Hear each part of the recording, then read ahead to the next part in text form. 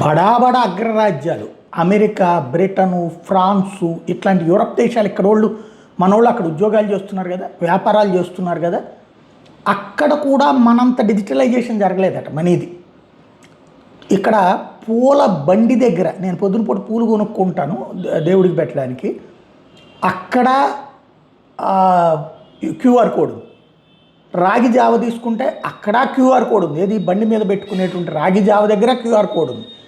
Tea stall దగ్గర 7 రూపాయలకి చివరికి 2 న్యూస్ పేపర్లు కొంటే 4 రూపాయలు అయితే దానికి కూడా క్యూఆర్ కోడ్. ఇది ఇండియాలో డిజిటలైజేషన్.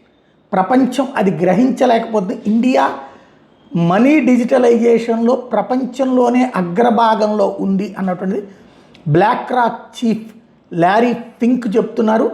డెవలప్డ్ నేషన్స్ ఇంకా స్ట్రగుల్ పడుతున్న సందర్భంలో ఇండియా సాధించింది అద్భుత ప్రగతి అని చెప్తున్నారు.